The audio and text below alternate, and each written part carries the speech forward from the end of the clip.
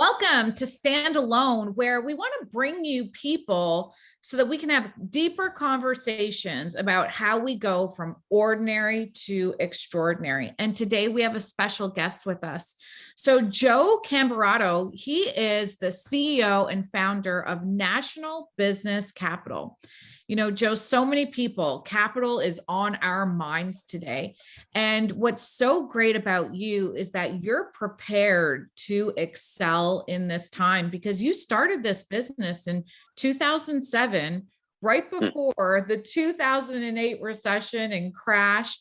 And you have built such a solid business that helps small to medium-sized businesses grow and find them capital so that they can expand. And your specialty is growth. So we're going to tie this in today. You know, how does this relate to us? I always believe, Joe, you know, the economy is us and we are the economy. It's a reflection of our emotions, our feelings, you know, it also, what happens in the economy happens in life, right? You go through cycles and seasons, and those that can endure win, you know, so we'll talk about this all today. But before we get this really kicked off, because you're someone who is really good at what you do, you know, you're an expert at capital. I wanted to just ask you today, what made you get involved in this world? Because a lot of us today, you know, we're thinking, what are some great industries to be a part of today? What made you, in your background, decide to become an expert in the world of capital, which is such a huge driving force of growth? Yeah, great question. And thanks for having me, Sabrina. Great to be here. You know, I was in the mortgage business prior to me founding National Business Capital. A lot of those customers were self-employed. This is back in, 2004, 5, and 6. And those self-employed customers that I had a really big referral network of helping them get a mortgage for their home. I saw everyone leveraging their house, refinancing their house, or using a home equity credit line for their business. And a lot of those owners kept asking me for business loans. I really couldn't understand. I would say to them, like, why don't you just go to your bank? And they would explain to me that, it's frustrating. The banks don't get it. They don't have enough collateral. They're growing too fast. I mean, it was all really the same stories over and over. And, I literally, started to look around and, there was this one customer that I helped, find a home for as far as a business loan. I originally, they were a local customer in town. They had a catering facility. They wanted to open up another one. I brought it to a bank that we had a relationship with, and they laughed at me. They said, "We'll never fund a restaurant." And I said, "Well, why not? This is a great business." So I said, "Hey, can you point me in the right direction?" Long story short, they sent me to a private lender, sent me to another private lender, to another private lender. I ultimately got them financed, and this whole world of private lending really fascinated me. This is back in 05, 06. A lot of these lenders didn't even have websites then, and it was really all like relationships and who you knew. And there was all these non-bank lenders out there that did actually fund businesses. Just no one really knew about them. You kind of found them through your relationships or your accountant or lawyer, and maybe. So I was like, wow, there's this whole world of lending. There's all these businesses out there. And I really started to not feel right about what was happening in the mortgage business. I was young, but it didn't make sense. I was closing a ton of loans, and I just kept seeing these banks just do weird things. And I felt like the music was going to stop. And I said, I really want to help owners access financing. And if the music did stop, like all these owners that were refinancing their houses or using home equity credit lines, they're going to need sources of capital, and they're out there. And I wanted to be the person to provide them. So I left I founded in 07, fully exited in 08 from the mortgage space, and went all the way full into business financing, right into the middle of a recession, 08, 09. It was a scary time, and fought through it. Really had everything on the line at that point, home, credit cards, you name it, and just kept grinding it out. And one deal at a time, just got one person funding, and then the next and the next and the next, and then really started to build the business, build out processes, systems, people. And from there, really just started to scale, the years following, when I founded. And it was a wild time. that recession was a crazy financial recession. Some of the lenders that I was working with went out of business. It was very scary, but it created this whole that happening really was the boom of the fintech lending world, the alternative lending world. Those names weren't really invented when I got started, and then I was really like one of the original folks to get involved in the fintech small business lending space, and then really started to build out technology and all these things around it. Fast forward to today, we've helped secure over $1 billion in financing. We process thousands of applications per month. We fund hundreds of transactions per month. It's really amazing, and it's still the same core focus today, which is, our platform now is over 75 lenders on it. We work with all industries all across the country, so all states, all industry types, all sizes. You apply in one place, we match you with the right lender. That happens very quickly. We work with you from application to funding. So we use technology, but we're all about really great people here. We have a team of almost 100 people, and that team, helps talk to business owners, understand their needs, and then we do everything from SBA loan to term loans to lines of credit to equipment financing to inventory lines. So all these different lenders and products, it can be very confusing for a business owner. We kind of have a simple conversation with them, understand their opportunity or their challenge, and then we match them to the right lender or lenders, and that happens really fast. And we just save people time and frustration from having to shop around from lender to lender. And it's wild. When I got started, like, a lot of companies still didn't have websites, which is kind of funny and weird to say. Now if you don't have a website, you're like, you're a ghost. But now you go to Google and you type in business loan and a million things come up. And what the challenge is, and this is really why we're here, is not all lenders are created equal. So if you're in the transportation business or a restaurant, there's specific lenders out there that love those industries, and there's lenders out there that are on my platform that don't love those industries. So it's very important that we as a company have to understand lenders. Our financing advisors here understand lenders. We use technology to help with that, and things are always changing. But it's really important as an owner that you are going to the right lender. Otherwise, you're not going to get the best deal. And that means, not the cheapest, cost of capital, so the best rate. It also means you might not be able to get the most amount of money, so you could be selling yourself short by moving forward with the wrong lender, or not get the best terms or length of term to repay. So by going to the right lender, you can get a longer term, you can get a better interest rate, and get more money. And all of those things are really important, if you're going to borrow money for your business. Yeah. So there's so much to unpack here, right? One of the first things, I believe you can learn so much from a person's story, and what we really talk about in the standalone community is leadership, right? And your ability to assess what is happening and then to anticipate what are the next best moves instead of just reacting, right? And you talked about two powerful things that I really talk about in my industry and business, and that was referrals and relationships. For you to build up those great connections and then to maintain those great relationships, I think this is a really important thing for people to really double down on in this time, especially because if you don't, you could have the wrong relationships and they could lead you to where you're not supposed to be. And you talk about this when you really help people understand that when we want a loan, we intuitively think, let me go to the bank, let me ask them, right? And it could be very demotivating. But right now, there's so much more opportunity. And you saw this ahead of 2008 with private lending. And I think this is incredibly important because people have to look at this right now and say, in this recession that we're in, it's coming, it's going to get more heavy. What are some things that you need to respond to right now to get very serious about the space that you're in? So, my next question to you is like, how do you add more value to the customer right now? How do you go above and beyond to really cement that relationship so that you could stand out in your business, in your industry, as opposed to just giving regular service? Because I believe, Joe, that like recessions are needed because they scrub the unworthy, right? And so, Yes. how are you going above and beyond? So pre 2008, you understood referrals, relationships.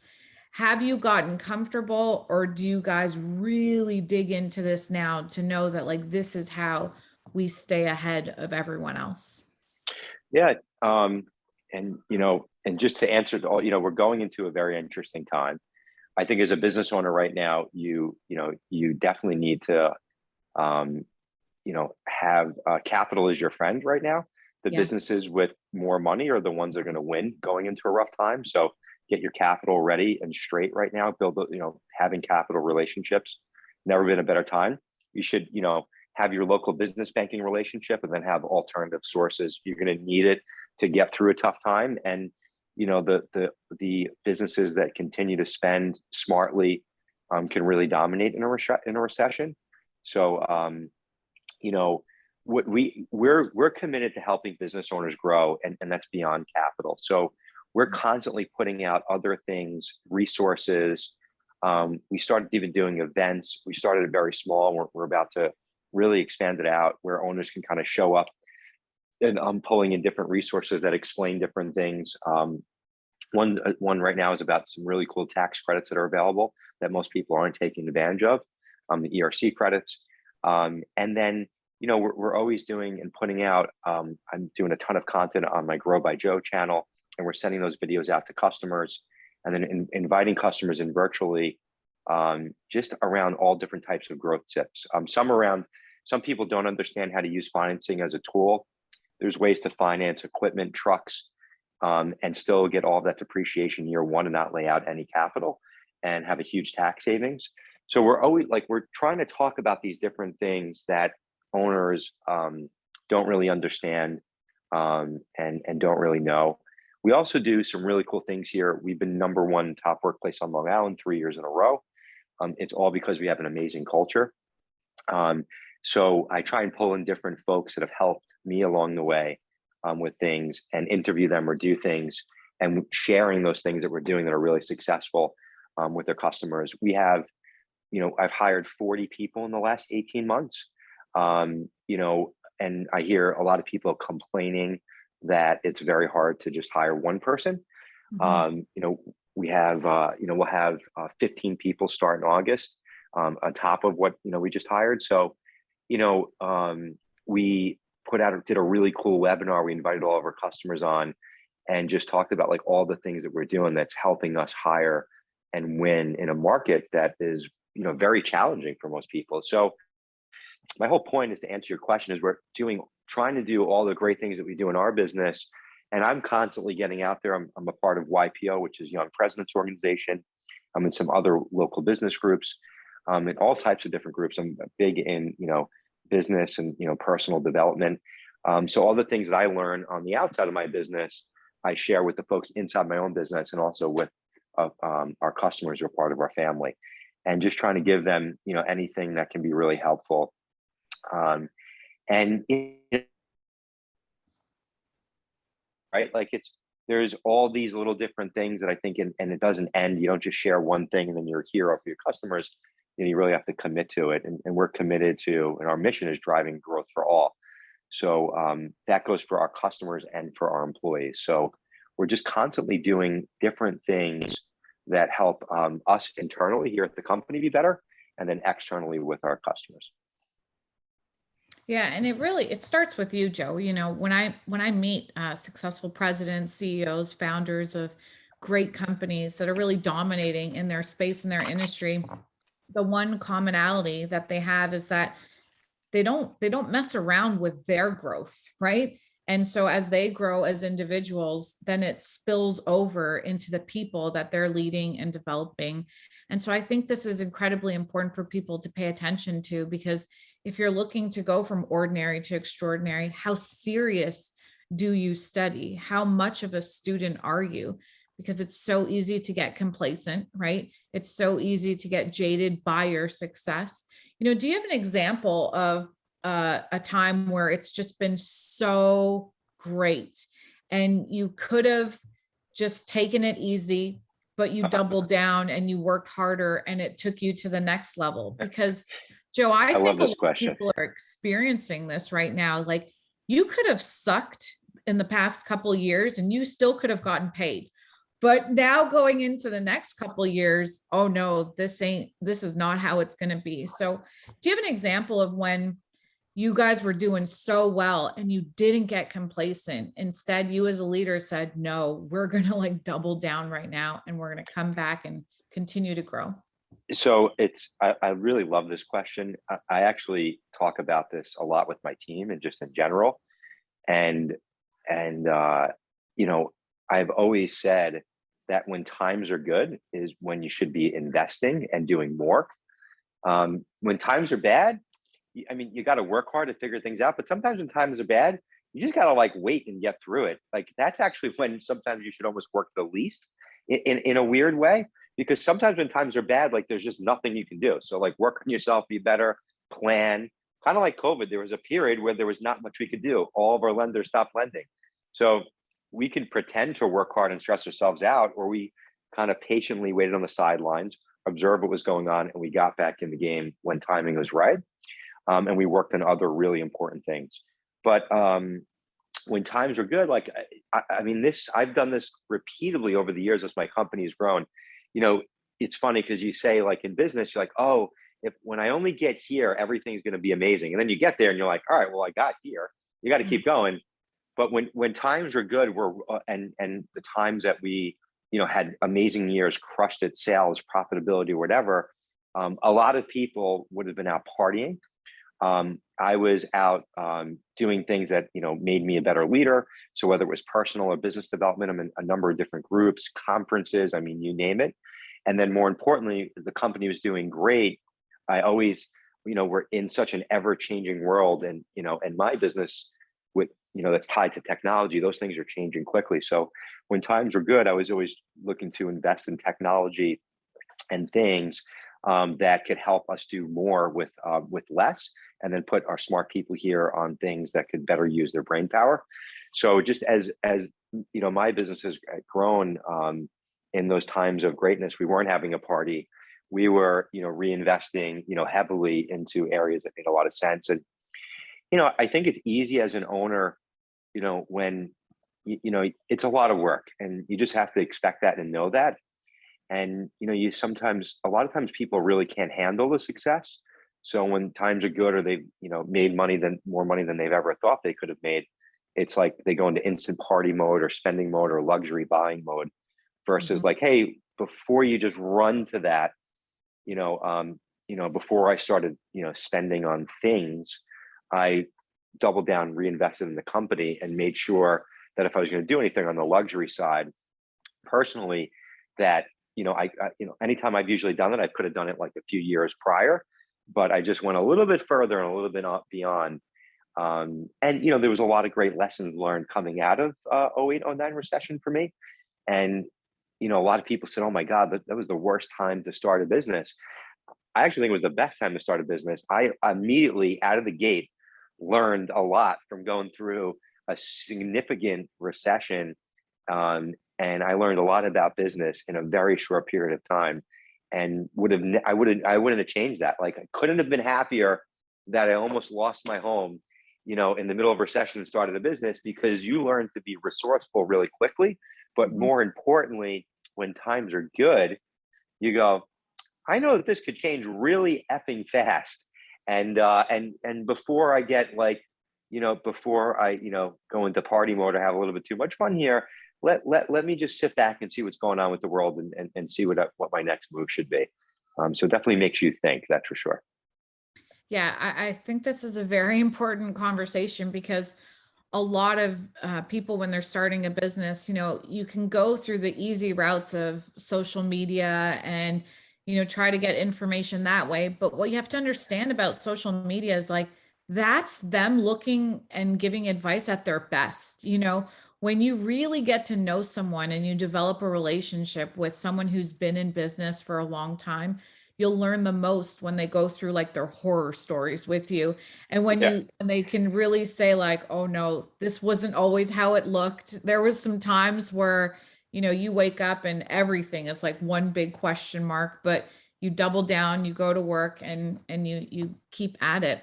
You talk about processes, people, technology, customer experience, and team.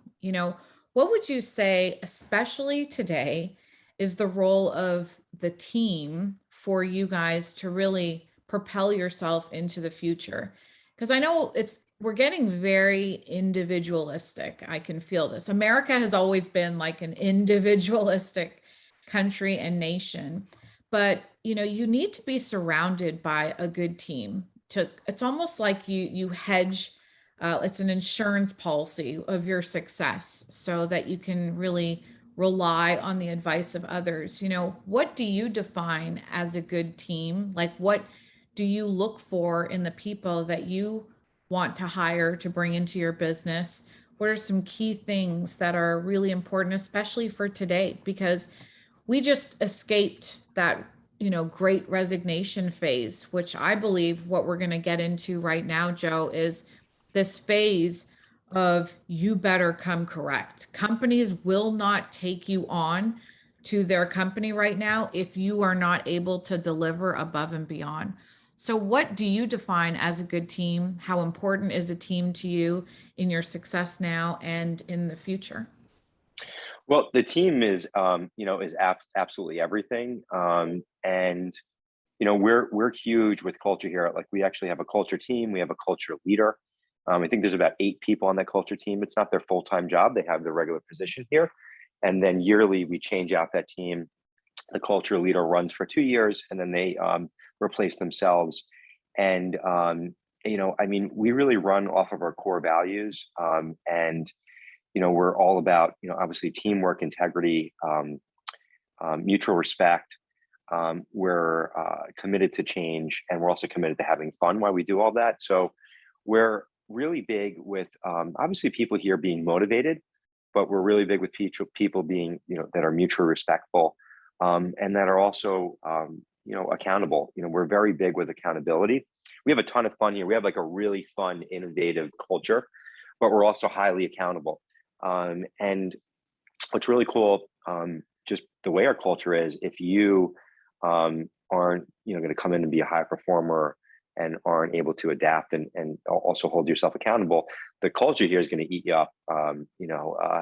And we've had that happen where people we do a pretty good job of interviewing, and we don't just hire immediately. We do some decent interviews and ensure that it's a good mutual fit. But we've had people that have started here that they just got through that interview process, then they weren't who they said they were in the interview, and Right. our culture just really will like eat you right up. So yeah, I mean, I think it's a super important thing. I think so many companies are not focused enough on culture. I think a lot have realized through COVID that they really need to maybe take this serious now. There's never been a better time to get focused on the culture at your business. It doesn't happen overnight. I pulled in some cool resources when I committed to culture. Our friends at Delivering Happiness, their team came in, and we did a 2-day strategy session, with the whole company, one with my management team, one day with the whole company. And it really, from there, our culture was born, the culture team was born, and this whole process around culture.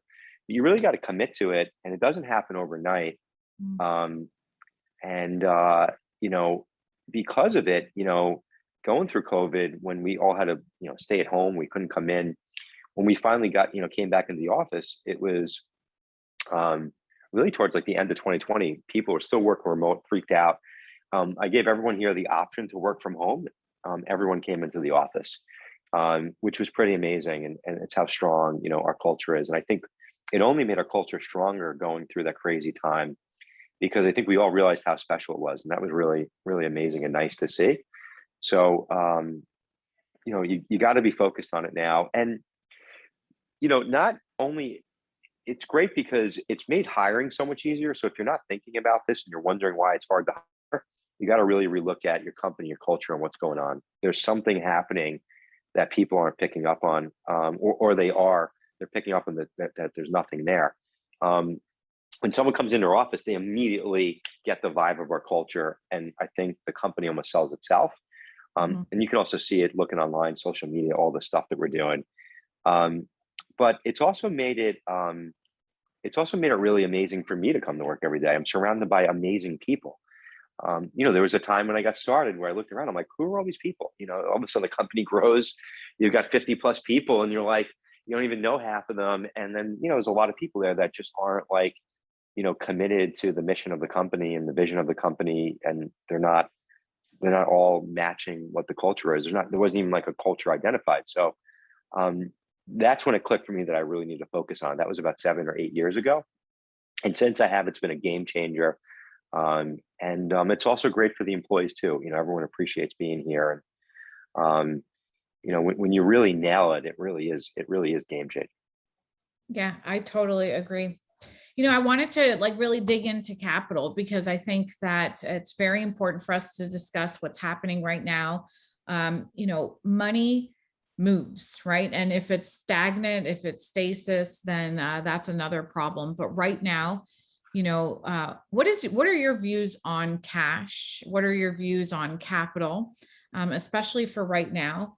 What do you see as happening to the small and medium businesses right now? Because that's why I like having this conversation with you. A lot of us right now, we're listening to billionaires like the Ray Dalios, the Warren Buffetts, and they're telling us what to do, but they're sitting on massive cash piles, right? Yeah. And it's like, that's a really awesome story, but what about the small and the medium-sized businesses? What do we do? How do we protect ourselves in this moment? What does capital mean for us right now? And where do you see this going? How long do you see this taking part? Because you converse with small to medium business size owners, and it's very important to hear what they are saying.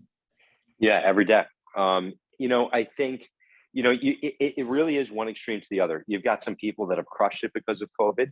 You've got some people that are still digging themselves out of COVID, and it's been extremely challenging. It all depends on what industry you're in. If you were in event planning, you got completely decimated overnight. And I say that respectfully. And then if you were in certain medical, healthcare industries, transportation, there is more business than you can even keep up with, right? So it's so different. So I think I always say when you're going to take advice, one, who are you getting that advice from? Is it a good source? Are they reliable and trustworthy and know what they're talking about? We talked about that earlier, watching things in social media, watch what you watch. Mm-hmm. Where's the advice coming from? 2 is does that line up for me? Does that make sense? And then, Warren Buffett, yeah, of course he's waiting around for doomsday so he can go spend billions of dollars and make billions. That strategy is not going to work for the typical small to medium sized business. And then 3, wherever that advice is coming from, well, what industry are they in, right? They could be oh, life's been so good. What are you talking about? Well, yeah, your business happened to crush it during COVID. If you're in an industry that didn't, you've got to really, rethink, diversify, and what changes can you make so you can avoid that going forward. But I think it's really important that you've got your hands on as much capital as you get your hands on right now. There's a little saying that we talk about, apply and take out financing when times are good. Don't wait till times are bad because you're probably not going to get approved or get it. So right now, if you don't have a line of credit and you own a business, you're crazy. Every business should have a line of credit, whether they need it or not. Every business should establish a financing relationship. So I'm very big with, a lot of time I'll hear other people talk and they'll say things like only, you should only have a line of credit from me. I think that you should have a banking relationship and then you should have non-banking fintech relationships. I think it's a balance of both. You should have that local community bank relationship. You should also have an alternative lending relationship because sometimes the banks stop or they'll cap out what they can lend to you. And if your business is growing, you're going to need an alternative source of lending. And that's what we help with. And then you should also even have, some friends and family options always as a back burner, just in case times get crazy where you can pull money, and it's all about relationships. But I think what's happening right now is, PPP dollars are done. That money is starting to dry up. The EIDL loans, the government was giving out these loans like crazy, and to people who probably shouldn't have been taking them. That money's done, and that's dried up. And I think, a lot of people, when COVID happened, there was this surge of money that came into the economy through PPP, then also through, unemployment, and all these areas, which was great because it really did help us from going into, I think, what would have been a crazier recession than 08, 09. I mean, if that didn't happen, the world stopped. The world didn't stop in 08, 09. It was just this crazy financial recession because of banks giving out mortgage loans that didn't make sense. We never dealt with like all businesses across the globe stopping. So if we didn't dump money in the economy, I think it could have got really, really bad and very crazy. So it was good. But what I think's happened is there's a lot of businesses, like you said before, like kind of like a little fresh scrubbing and cleaning things up. I think a lot of businesses that should have went out of business during COVID, that probably were going to go out of business without COVID happening, got a lifeline and got extended out. So and I don't say like I don't hope businesses go out of business. It's just the circle of life. Like there's companies that win and there's companies that lose. When we just went through an economy where there's all this, surge of money came in, it extended the life of a lot of people's businesses. I think we're going to see the real winners and losers now in business, and I think you're going to see some companies that are, may not make it. I think you're going to see some companies excel, and I just think that hey, if you've been a great business, you're able to adapt and change through COVID and just in any time, and you're the individual that's hustling to build a better business, to deliver for your employees and deliver for your customers, I think you're going to be in a great place. But I think that if you haven't made changes and you haven't treated your business like a real business, I think you're going to see a lot of those companies, I think a lot of those issues happen right now. There's also a lot of supply chain issues, so we're seeing in certain industries, they've got the business, they've got people willing to give them money for their product or service, whether that's in construction or whether they're just reselling items online.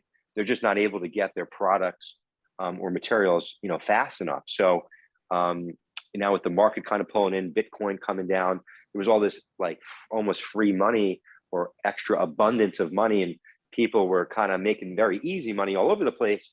Now maybe if you're going to build that second home or do a major renovation on your home, and then stock market's down, Bitcoin's down, real estate's getting a little wobbly, your contractor hasn't been able to get materials. Maybe that homeowner goes, you know what, things are a little bit weird. War's going on. I'm going to hold off right now. So I think these next 6 months are really going to be very interesting, the rest of this year. We've got our eyeballs on it. And they keep talking about recession. I think it's going to be a very segregated recession depending on your industry type and where you're located in the country. I think it's going to be spotty, and versus like this mass crazy recession. But I think we'll see. And my view in this is, there's always gold. You just have to find it. Sometimes just harder to find it.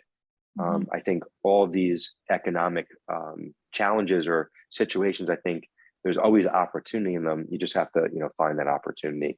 So, and depending on your industry, there may be opportunity there. It just may be really hard to, you might have to work 3 times as hard and 3 times harder than your competition to outbeat them and win.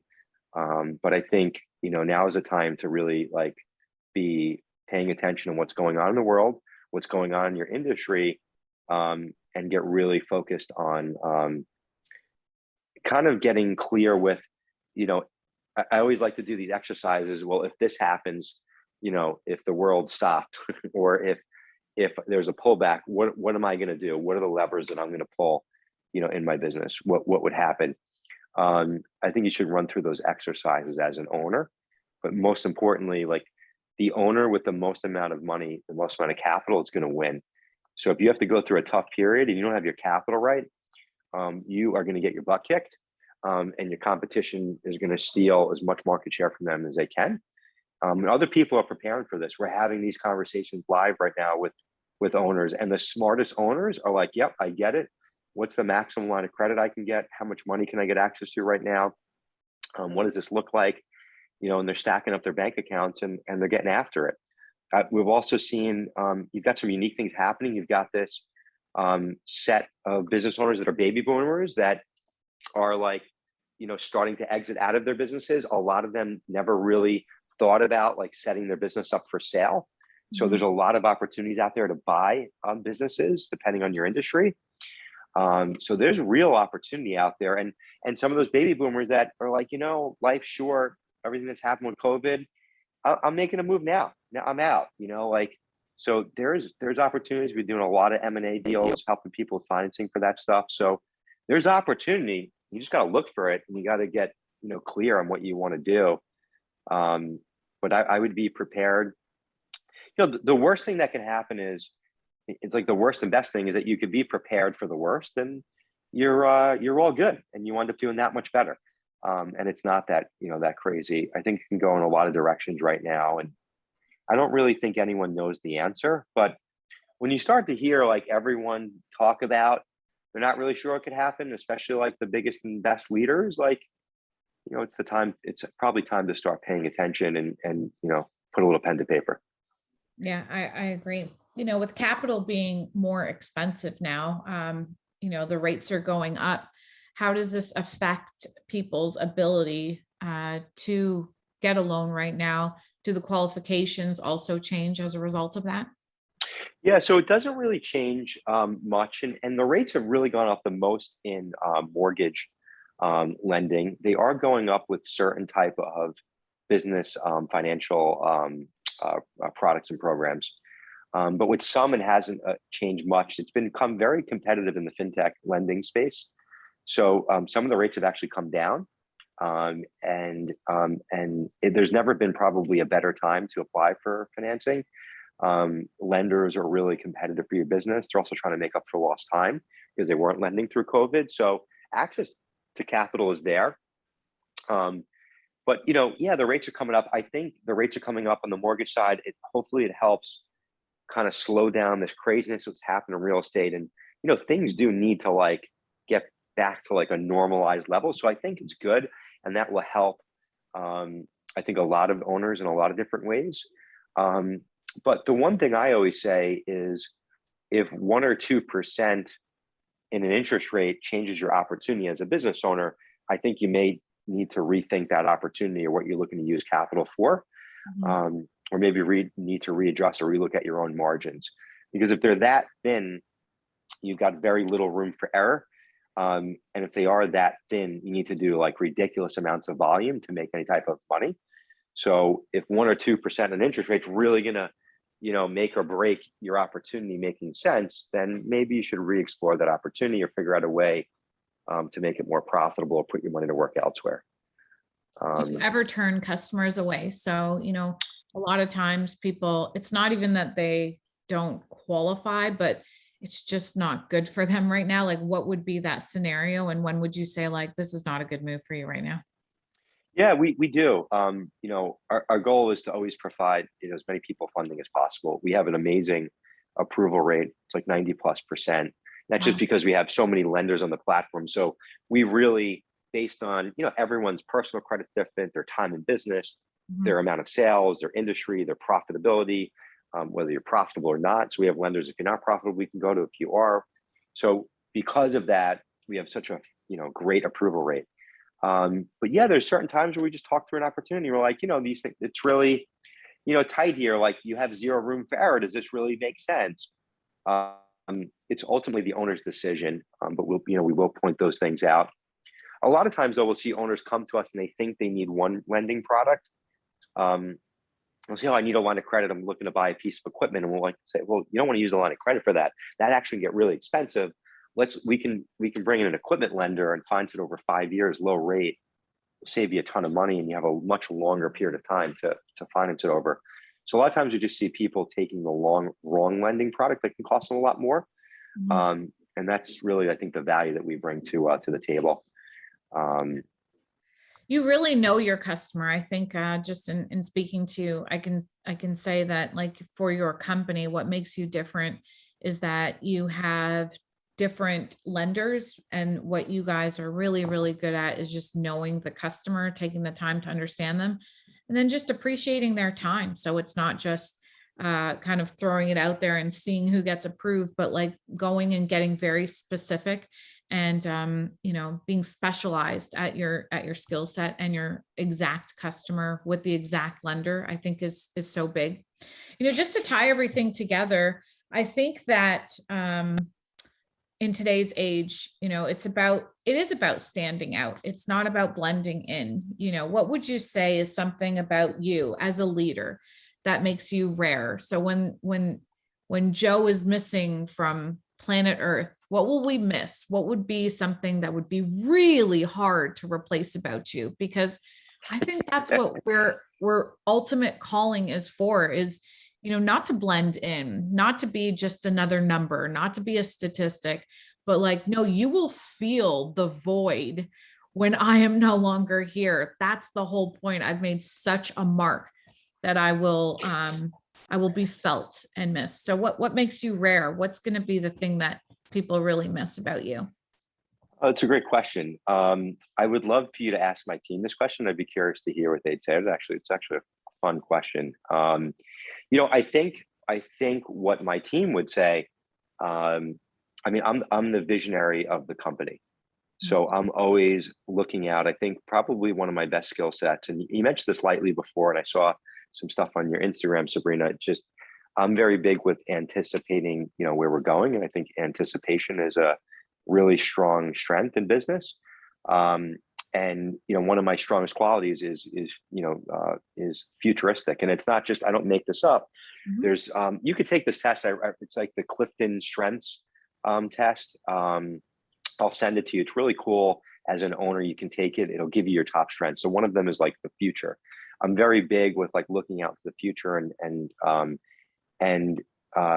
trying to anticipate where things are going. I'm not a psychic or anything like that, but I'm always trying to look out where we're going. And you know, when I look back, a lot of the best decisions that I've made, even starting the company, were all for me looking at things and saying, all right, this is where we are today. But if this happens and this happens, then this really needs to happen. And it was the whole reason why I founded the company. I said, hey, if this mortgage lending stops, owners are using their homes and credit lines from their houses to fuel their businesses. This all stops. Like, what's going to happen? So I'm always trying to look out and kind of, you know, see where things are going. And that's how I make decisions. And I talk about those things with the team. And there's been multiple things that I've done in my business, you know, that I was planning 6, 12, or 24 months prior. And then we, you know, wind up there. So I think that's probably the biggest void that would be here, is that, you know, looking into the future view. Yeah, that's an incredibly important skill set for leaders to have. So that's awesome. Well, I just want to say thank you for your time today. That was amazing. If people want to find out more, if people are interested in lending, where would they go? What would they do? What would be their next steps? Yeah. So if you want to get connected with my team and have a really simple conversation and just talk through what options might be available to you today as an owner, you can go right to nationalbusinesscapital.com. If you'd like to, you know, follow me, keep in touch with me, you can go to my LinkedIn or my YouTube channel, which is Grow by Joe. That's Grow by Joe, and you can follow me, check me out. And I'm always putting out videos about what's happening in the now. Awesome. Thank you so much. Have a great day. Thank you. You as well.